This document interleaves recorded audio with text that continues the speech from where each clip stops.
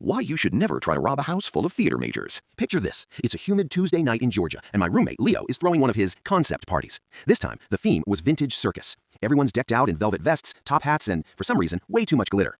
I'm in the kitchen, trying to figure out if this punch is mostly juice or mostly rocket fuel, when I glance out the window. Across the narrow alley, I see a flashlight beam dancing around Mrs. Higgins' sunroom.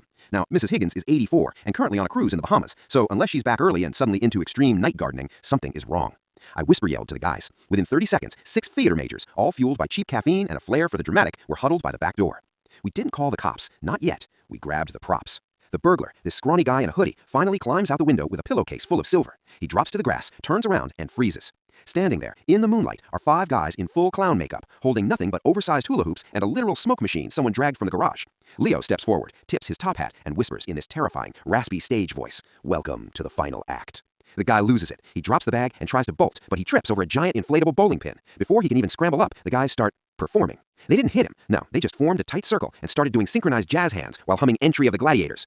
By the time the cops actually rolled up, 20 minutes later, they found the burglar curled in a fetal ball on the lawn. We had wrapped him loosely in colorful streamers and were sitting around him eating pizza while Leo gave him a constructive critique on his stealth technique. The officer looked at the streamers, looked at the glitter, and then looked at us. He just sighed, grabbed his radio, and said, "Yeah, we've got the suspect. Please send a unit with a vacuum cleaner." I swear, that burglar looked relieved to be handcuffed. He practically jumped into the back of the squad car just to get away from the clowns.